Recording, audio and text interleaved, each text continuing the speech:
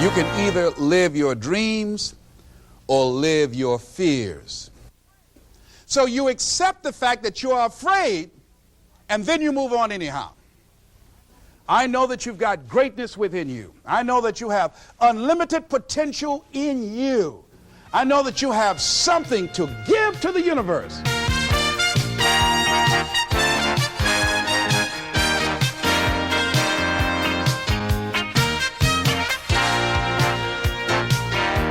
Les Brown's dreams have brought him a long way. Today, he is a nationally known speaker, sought after by corporations and seminar groups.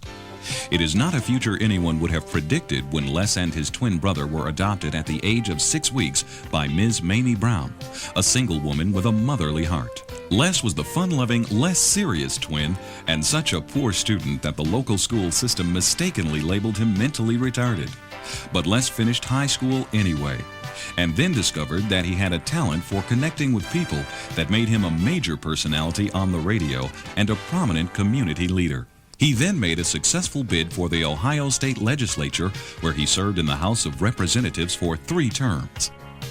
Today, Les spends his time preparing for the 200 speeches he makes each year, enjoying every minute he can find to be with his children, and developing his new personal growth seminars.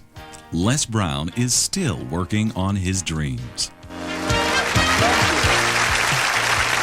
you. Thank you very much. Thank you very much. Thank you. Oh boy, I want to talk to you about something that I think all of us can identify with. You can either live your dreams or live your fears. And I think the majority of people actually are not living their dreams, but are living their fears. So I want to ask you a question. What are your fears? What are you afraid of? What are you scared of? Because we all have fears, don't we? We all have something that's blocking us, that's holding us back. And as we begin to look at life, what we realize is that the reason that most people are not living out their true potential, are not doing all of the things that they would really like to do, is because of fear. Some people call fear false evidence or expectations appearing real. I'm reminded of the story of a guy that was living in an area where he had some new neighbors, and these neighbors had a bulldog. And when he came home every day, this bulldog used to chase him about a half a block from his house. Every day, he would have to streak home. I mean, he would just run. This bulldog would be right on his heels. And so he just got tired of that, because he would go home about a half a block away from home. He would look around for this bulldog, and he would see him, and he would go walking casually along, and this bulldog come out of nowhere, woo, woo, woo, and start chasing him. He'd run home. So this one day, he just got tired. And so when the bulldog was running after him, he started running. He saw a rock, and he stopped to pick it up to throw at the bulldog. And when the bulldog got up on him, he started barking. He realized the bulldog didn't have any teeth in his mouth. Then he started chasing the bulldog. If you don't get on away from it, because the most the bulldog could have done is gum, you know. And so, you know what? Most people go through life running scared. Running scared from things that have no teeth in them, because they're false expectations appearing real. That, see, we're brilliant enough to scare ourselves to death. Do you realize that? There are some people actually who get a kick out of scaring themselves to death. I remember the last frightening movie I saw. It was The Exorcist. I will never forget. I was so frightened when I came home. I'll never forget. I drove in the driveway, and I had already called my former wife and said, listen, turn the lights on. I was coming in the driveway, and I was getting out of the car, and all of a sudden I couldn't get out. I started blowing my horn. I said, Madeline, they got me, they got me. She came to the kitchen and said, take your seatbelt loose, fool. I said, oh, okay. I was frightened out of my wits. But there are a lot of people who they get off on that. They love it. I'm a person, my brother is a paratrooper. My twin brother, he's in the military, career man. I would love to jump out of an airplane in a parachute. I'm scared, though. I mean, I really admire my brother for that. I would really love to be macho man like that. What are the things that you fear that's been keeping you from living your dream? That's been keeping you from doing some things that you would like to do? Just think about those things. And how do we begin to handle that? Abraham Maslow said that life is about growth. And he said, you can either go back to your comfort zone, and there you won't find any growth, or you must be willing to go forward and face your fears again and again and again, because you're never going to have a fear-free existence. I mean, some fear is acceptable and legitimate. There are some things that you really should be afraid of. Now, you shouldn't allow it to immobilize you. You acknowledge it, you take it into account, and you carry yourself accordingly. There are times that we should proceed with caution. But it's the difference between being stopped by fear. It's the difference between having a fear and the fear having you. So what do? One, acknowledge it. And knowing that it's okay. Don't condemn yourself for being afraid. It's perfectly fine to have some fears. You acknowledge your fears, you embrace those fears, and then you move on. You act on whatever it is that you fear. Because once you embrace it, see, what you resist will persist. What you resist will persist. So one of the most important things is to begin to embrace your fear. The fear of bodily harm, that's legitimate. When I was a disc jockey in Columbus, Ohio, you know, I was young, about 22, 23, thought I was tough, and I was on the air, and Al Green, who was a great performer at that time and still is now singing gospel music, had a record. His first hit record was Back Up Train. So a guy came in the town and was impersonating Al Green. I happened to know Al Green because I'd already booked him. And so when I found out this guy was impersonating Al Green, I came on the air and did an editorial about him, and I exposed him. He was a rather big fellow, and so he had the word out that when I see this guy Les Brown, the disc jockey, I'm going to knock him in the mouth for having a big mouth. So I was driving down Main Street in Columbus, Ohio, had my son in the car, and I always had this little saying, hey, if anybody ever put a threat on me, I'm going to make them honor it. So I saw this guy in the street. So I pull around. I said, excuse me, I'll be right back. Got out of the car. I said, hey, man, I heard you said that you were looking for me. I'm Les Brown. He said, you are? I said, yeah. I said, what is it? I'm the one that said that you were an imposter. I said, I want to know what you're going to do about it. He opened his coat and he had a gun there. I say, but whatever I said to hurt your feelings, I want you to know it's all right.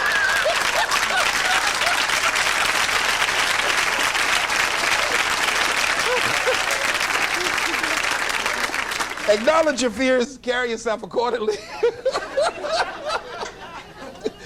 and do what makes sense for you. Well, one major fear I've always had is a fear of the dentist. And this fear had me. I didn't have that fear. And what really reinforced it, you got to watch things that can feed your fear. I saw a movie that most people would not remember. This movie was starring Dustin Hoffman. It's called The Marathon Man, with Laurence Olivier. When he's trying to get a confession out of here. And he took this drill out. Let me tell you something. When he went in Dustin Hoffman's mouth with that drill, I had $1 worth of popcorn. That popcorn went everywhere. Oh! Do you know I could not go to the dentist for 5 years? I had left broadcasting, went to the Ohio legislature, had an impacted wisdom tooth. Now that hurts. And I would call, and as soon as the people would answer the phone, I would hang up. That's how frightened I was. Dr. Hamler's office, boom, I'd hang up. Then I got to the point where I could just ask for an appointment. Hello? And I wouldn't give my real name. Because I knew I wasn't going to keep it. I'd give anybody's name. Joe Jiggly Jim, it didn't matter. Then pretty soon I got to the point where I could give my name. It was about 4 years after that, you know. I said, my name is Les Brown. Then I would call back and say, look here, due to my legislative agenda, I won't be able to make it. So the lady finally said on the phone, she said, you're scared, aren't you? I said, no, I'm not. She said, then why don't you come in? I said, that's none of your business. She said, you're not coming in because you're scared. I wish you just would not waste our time. And she hung up. I said, you have no right to do that to people like me, you know. So finally, make it long and short of it, I was hurting so bad, I said, wait a minute, I've got to do something. And I said, what am I afraid of? Go there and handle it. And I said, man, Dr. Hamill, I just can't hear this drill. I mean, if you can do whatever, I don't need to hear this drill, that sound, you know, that's what gets me, that drill. Don't pull that drill out on me. He said, just calm down, calm down. And it wasn't really bad as I thought it was. One of the things you find out that when you face your fears, it's not as bad as you think it is. And when people tell you, I just can't do it, I can't handle it, I mean, really, I can't handle it, what they're envisioning is that they're not going to be here. They're going to clock out like you're going to die. And guess what? We all had occasions when we confronted our fears, we had to do something we felt uncomfortable with, we didn't want to do it, and we did not die. They didn't come take us and put us in a box somewhere. Am I right? So what we've got to begin to do, how do we handle that? What's the process? Because it's all up in here. One, I think, is imagine the worst case scenario. I just imagine that he went in my mouth and with this drill, and that I just croaked out. Then I imagine, that's the worst case scenario. Then I had another technique I used. Visualize yourself being more than able and capable of handling it. And I used to have a tremendous inferiority complex about speaking before people that I felt who had more going for them than I did. Because I'm not college trained, I used to feel that college people were the most intelligent people on the planet. And there was nothing I had to say for them.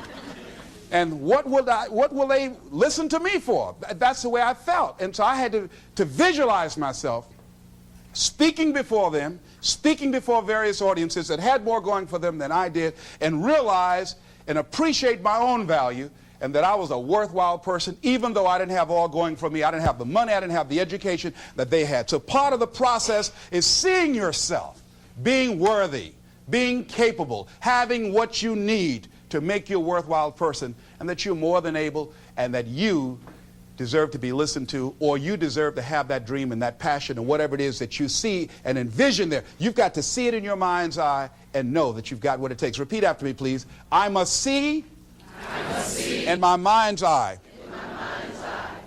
See myself. Confronting my fears. Handling my fears. I'm more than able. Shake somebody's hand on your right and left and say, you got the right stuff.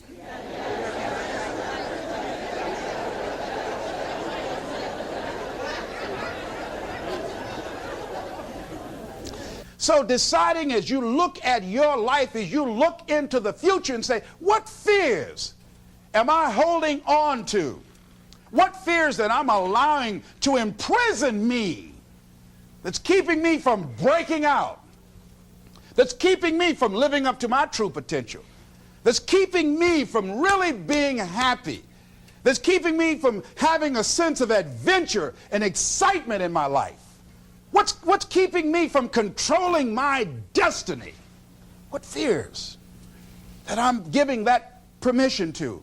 Notice what I said, that we must give our permission to fear to immobilize us. Because whatever discomfort you experience, whatever challenges or difficulty that it is, you got to handle it. Got to go up in there and wrestle with it. Will it be easy? No. Will it be challenging? Yes. A friend of mine who's going into recovery. He's been addicted to crack cocaine for years and alcohol. And he was talking about how challenging it was and why he was dreading going into cold turkey. I said, what do you want me to tell you? That it's going to be a picnic? No, it's not. It's going to kick your butt? Yes, it is. Are you going to want to die? Yes, that's a part of it. But that's just what you must go through in order to get where you want to go. And guess what? You are strong enough to do it. You're strong enough, and your life is worth whatever you have to go through to get past this addiction. Whatever you have to do. This dream you got, whatever you want to do, Will it be easy to just run out there and do it? No. Will it happen overnight? No. Will it be a struggle? Yes. Will there be times when you can't make ends meet? Yes, that's a part of it. Will there be times you won't know what to do? Yes, that's a part of it. Will you have some opposition? Will things go wrong sometimes? You will have many visits from Murphy. Now, if you say, well, who's Murphy? Don't worry.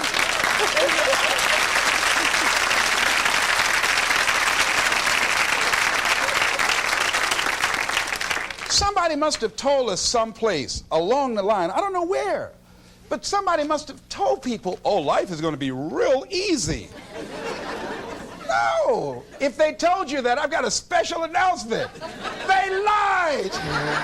I'll never forget, I had a special piece of legislation I wanted to get passed, and I said to a guy, I said, look here, can I count on your vote? He said, yes. And look here, if I can't count on it, let me know. There's another guy that owes me a chip, and I can call on that, and I won't need your vote, but I do need it. If you say you're going to do it, do it.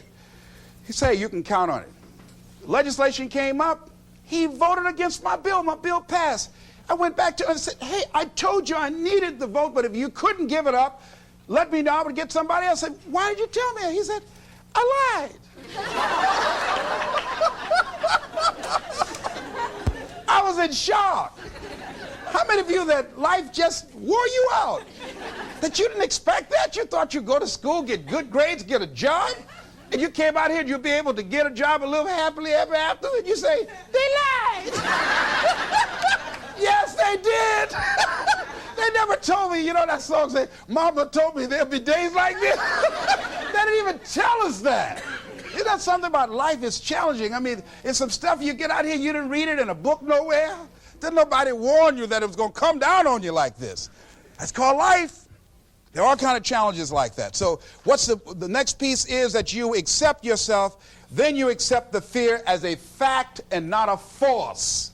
See, when you accept yourself and you accept fear as a fact, that means that it's something that happens. It's something that you're going to experience, but it is not a force to hold you back. It doesn't have any special power other than that you give it. So you accept the fact that you are afraid, and then you move on anyhow. You move on past it, and you do whatever you've got to do. I was at a big motivational rally for a gentleman by the name of Dexter Yeager down in the Carolinas. I was standing backstage, and I had to go out. I was the last speaker on the program. At the first time I'd been in a stadium of this size, over 10,000 people. You couldn't see the people because the lights are just blaring in your eyes, called Free Enterprise Day. I was afraid. My heart was beating fast. I was just pacing back and forth. And Dexter said, are you all right? I said, yeah. Yeah, I'm all right. So I said, wait a minute, just calm down. Calm yourself. Hold a minute, hold a minute. It's all right, Les. It's all right. All right. Just be as scared as you can be. See, that's why I say embrace that fear. Just try and see how scared you can really get. And start breathing deep. So the guy came back and said, are you about to die or something? I said, no, I'm fine. But after I started embracing it and trying to make myself as afraid as I can get and imagine what's the worst thing that I could go out there and do, my mind go blank and I faint on stage, that's the longer they gave me my check.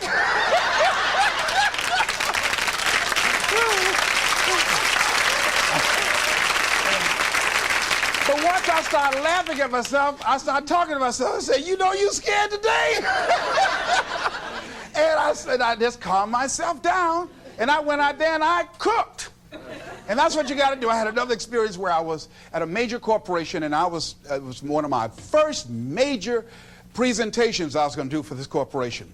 And I had 4 other presenters that had large firms. And one of the things that you've got to do is you've got to watch your inner conversation and discipline your thinking and your imagination, because if you don't, your mind will take you on a wild trip. So my mind said, hey, Les. I said, what? These guys are going to wipe you out. You can't compete with them. Because I heard these guys sitting over across from me, and they were talking about all that they had going for them. And so I started doubting myself, and I became afraid, and I was thinking, well, maybe I shouldn't go in there. And so I knew then, and this is what I suggest to you, sometimes you got to talk to yourself. Talking to yourself, could be a good exercise. It might be the only intelligent conversation you ever get. So I got up and I went to the bathroom. I started talking to myself and said, Les Brown, let me tell you something. What do you care about these guys and their firms and all their money? You got 6 children you've got to feed. You got a mama you've got to take care of home. You ain't got nothing to lose.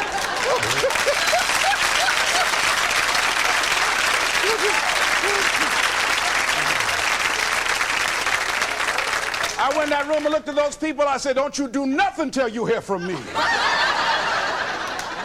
And I got that contract too. You got to do it.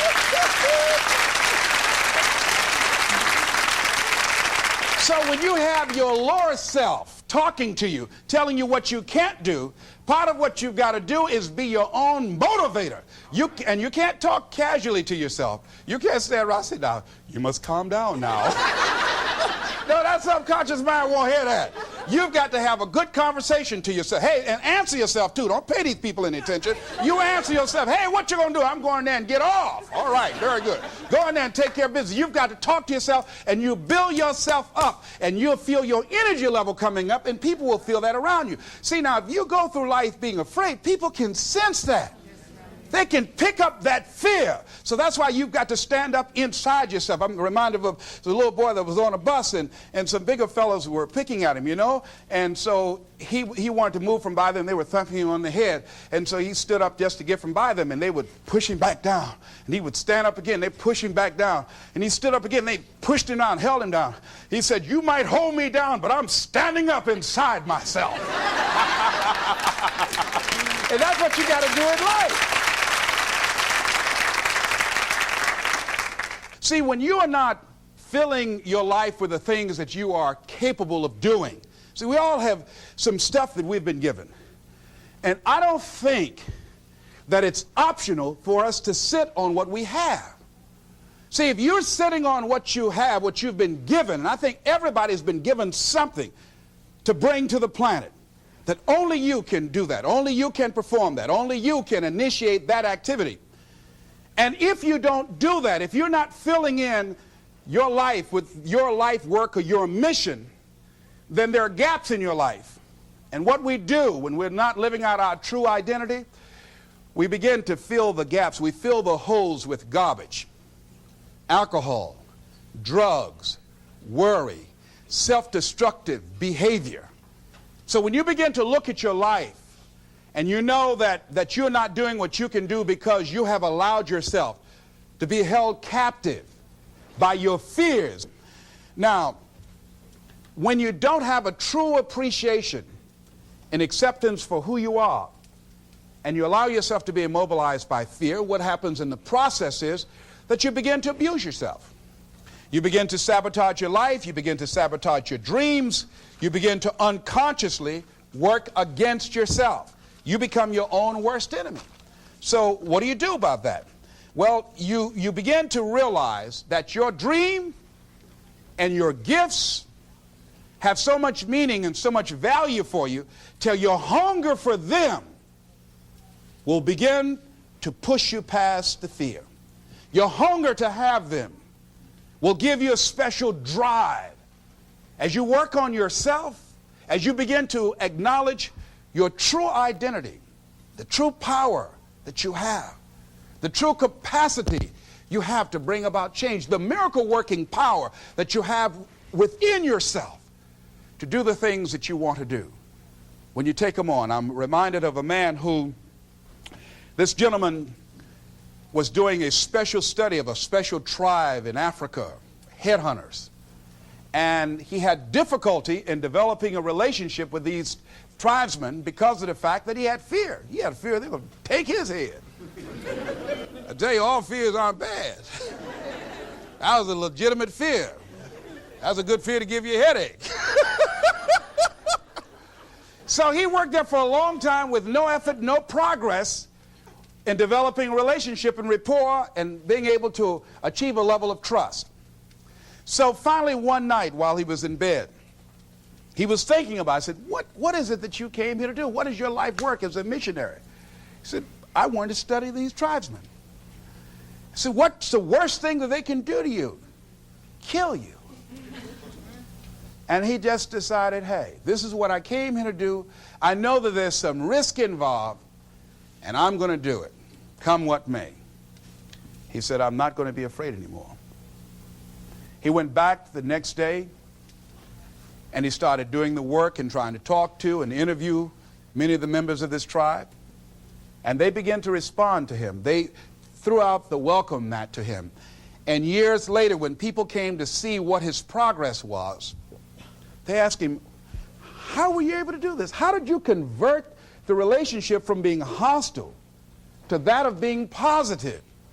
And he said something I think has value for all of us. He said, when life can no longer threaten you with death, he said, what else is there? What else is there? And the majority of the fears that we have are not life or death fears. They're not those kind of fears. But through our imagination, we blow them out of proportion and we give them more power than they actually have or deserve, and we permit them to govern our lives. We permit them to determine how far we can stretch out on our dreams and discovering our stuff. And as we begin to look at ourselves and begin to, wait a minute, just getting to the point as you assess yourself and begin to prove yourself and just say, wait, hold a minute. I've been sweating this out. What's the worst thing that can happen to me on this? Will it kill me? Will I die? Why am I going through all of these changes over this? How much power does this really have? And am I the one that's feeding the power into it? See, a lot of times we allow ourselves to be fed and to be programmed into being afraid. I mean, you watch the news and read the newspaper, you'll be scared to come out the house. Am I right? You'll be afraid. So what kinds of things, what kinds of thoughts are you feeding your consciousness? What kind of things are you putting in your mind that will enable you to either move forward or to justify why you're staying where you are? Another piece that I look at, that when I finally decided that I was going to go to the dentist, the pain was so great. I couldn't hold out any longer. All of a sudden, the fear didn't matter. I can't but take me. Now, some people need fear, you know. I have a friend that we told him, hey, man, you need to lose some weight. You're getting overweight and out of shape, and at our age, we need to have a regular program. And Bud said, man, I've been fat since I was a little boy. I'm big bone. I've never seen a fat skeleton, though, you know. Well, Bud became ill. How many of you ever seen a fat skeleton? Raise your hand. I know, all right. Bud became ill, passed out, and I was there, and the doctor was talking to him. And Bud, I think, was going to go right back to same old eating habits and doing everything. You know, he said, look here, you are a diabetic. He said, now, here's some of the side effects. You know, you could go blind, you can become an amputee. None of that touched him. He said, you can become impotent. He said, what did you say? Bud has lost weight. He exercises every day. He's into body sculpturing. 48 years young. He looks great. I can't believe it. But just that one statement made all the difference in the world. Bud is a new man today.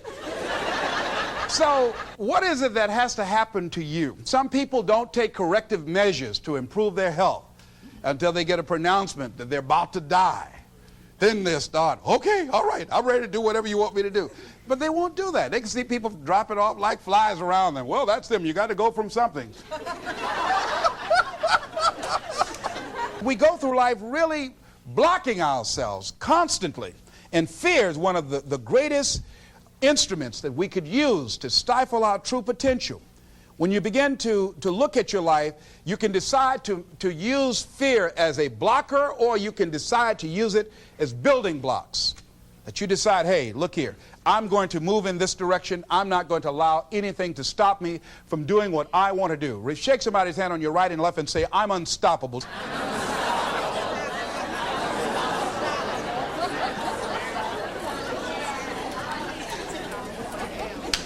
See, when you begin to understand and acknowledge your fear, and you go forth anyhow, you go forth in a spirit and a knowing that there's a way that you can begin to handle this. There's a way out here somewhere. There's a solution. What it is that you're seeking. That you have the capacity to whatever comes up, to handle it, to face it. And rather than feeling powerless, you begin to feel powerful. See, when all of the major downsizings that are taking place around this country, there are a lot of people who are biting their fingers in fear that they might lose their jobs. But there are few people who have decided within themselves, I'm going to make it. Some people aren't waiting to be cut. Some people are moving on their own because they feel within themselves, I've got what it takes to make it. They're not afraid about tomorrow because of how they see themselves, because of what they feel that they deserve, because of what they feel that they can create for themselves. Because these people have decided, as they look at the future, as they look at themselves, there's a way. Where there's a will, there's a way for me to begin to create a way out of no way. And when you have that kind of consciousness, when you have that kind of spirit, nothing can stop you. Nothing. What would your life be like as you look toward the future if you decided, I'm not going to allow my fears to stop me? What would your life be like? What would your future be like if you decided to want that which you desire so strongly that it prepares you past your fears, that you experience the fear, as the one book says, feel the fear and do it anyway? What would your life be like? And I'm saying to you that all of us who have been entombed by fear have the capacity to resurrect ourselves and to resurrect our dreams. All of us have the capacity to do that.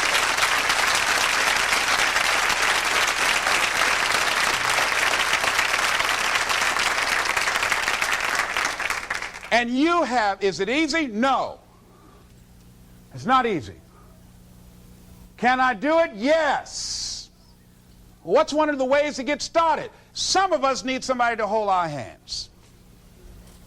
Sometimes we need somebody to help us out. Be willing to say, I don't know. Be willing to reach out. Be willing to get some assistance to take you to the next level. One great athlete, you never expect boxers to make profound statements. I think it was Joe Frazier who said this one. He says, all of us are like the blind man at some point in our lives standing on the corner waiting for somebody to lead us across. See, all of us at some point in our lives need some help, need someone to reach out to us, to throw out the lifeline, to help us go across some treacherous waters that we couldn't navigate by ourselves. None of us do it by ourselves. All of us at some point of our lives. We need that kind of help. We need that kind of assistance because we grow from the people we have in our lives that can enrich our lives personally, professionally, spiritually, and all the dimensions of our lives. We don't grow in a vacuum.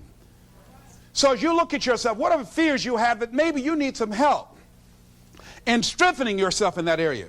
As you assess your strengths and your weaknesses, as you begin to approve yourself and your passions and your dreams and your goals and the things that you want, if you decide to experience all of your true potential, as you decide to manifest all of your greatness, as you decide, wait a minute, what else is available to me out here if I decided to experience the fear of rejection, the fear of no, the fear of failure, the fear of standing by myself? What else is available?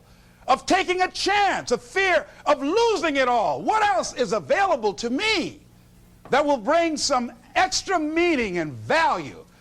The fear of people not liking me. You know how many people do things they don't want to do because they want everybody to like them? Everybody's not going to like you. Excuse me, special announcement. Everybody's not going to like you.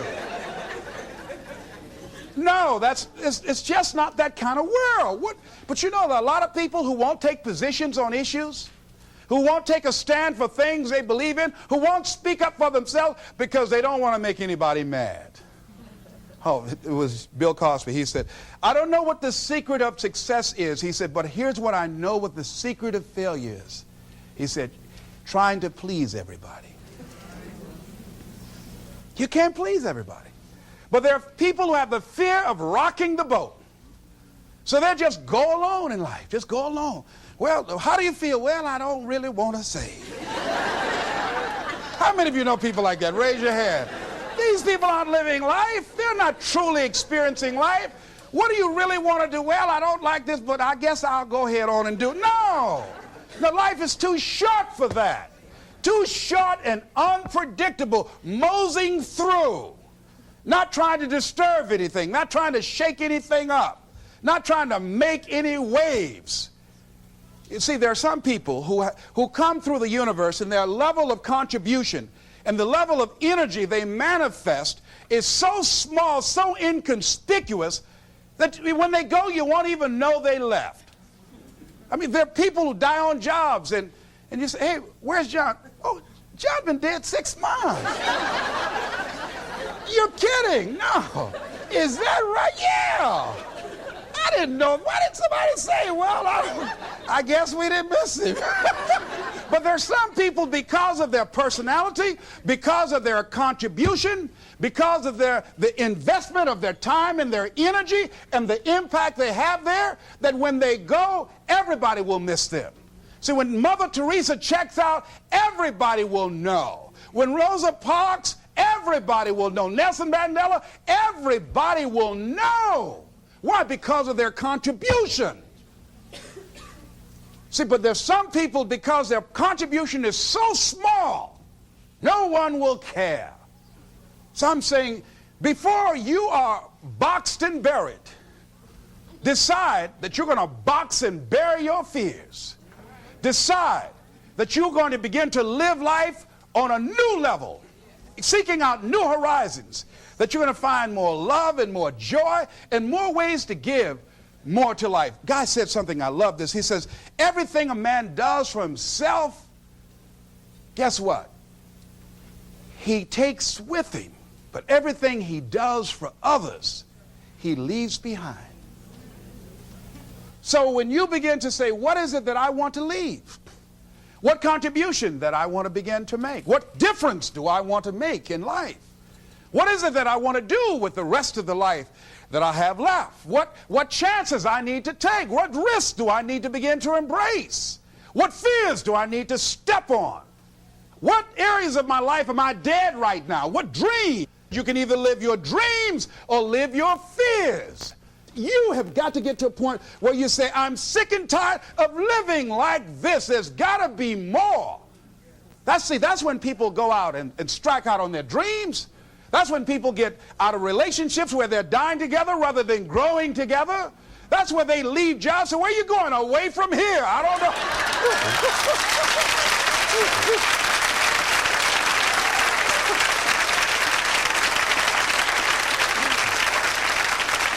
Do you have another job? No, I don't. How are you going to make it? I don't know, but I will.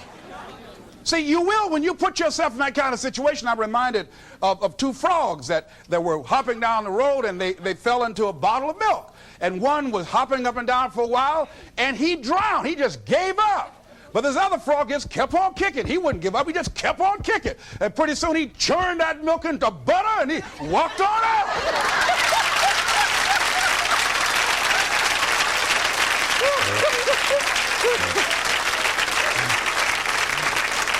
So I'm saying, when life catches you by the neck and blind slap you, whap and knock you down, I said, just keep on kicking, you know. And you can kick on out of those circumstances, whatever they are, not be intimidated by them. Repeat after me, please. I'm going to keep on kicking. I'm going to conquer my fears. I'm never going to give up. Keep shake somebody's hand on your right and left and say, keep on, keep it on. Keep on, keep it on.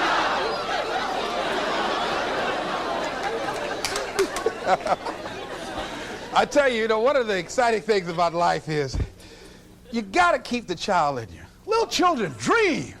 We used to go to work with my mama, and we would be riding across Miami Beach. My brother and I would be arguing. That's my car. No, that's your car. That Rutabaga over there. Oh, that's my house. Mama, tell him that's my house. I had that house yesterday. How many of y'all did that as kids? Raise your hand, you know. But then after we become adults, life slapped you side the head a few times, and then you don't dream anymore, you know. Bigger Thomas in the book The Invisible Man, I think it was, he said, the impulse to dream has been slowly beaten out of me through the experience of life. And most people, ladies and gentlemen, have stopped living their dreams because of the lessons they've learned from life or things they've picked up, because we've only been born with two fears: the fear of a loud sound or the fear of falling, and all the other fears are fears we learn, fears we pick up. Whatever you're scared of, your life, the value you brought to the planet, far more important than whatever you're afraid of. You're stronger.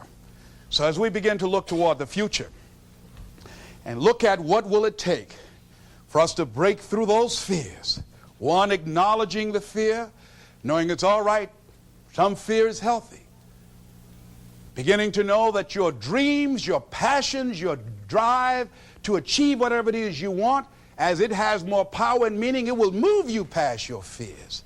As you begin to feel that you deserve it, your passion and goal is so strong, the fears won't matter. As you begin to trust yourself and put yourself in the situation where you have to make it happen, you will make it happen. Ladies and gentlemen, I don't believe this. I know this from my own life experience. I know that you've got greatness within you. I know that you have unlimited potential in you. I know that you have something to give to the universe that was not here before you showed up. Somebody said that life is God's gift to us, and how we live our lives is our gift to God. What kind of gift are you giving? And what kind of gift could you give if fear wasn't an issue? And I'm saying you can have fears, but don't surrender. Don't let your fears have you. You're more than capable of making this your decade. This is Mrs. Mamie Brown's baby boy, Leslie Calvin Brown, saying, it's been a plumb pleasing pleasure as well as a privilege. Thank y'all here.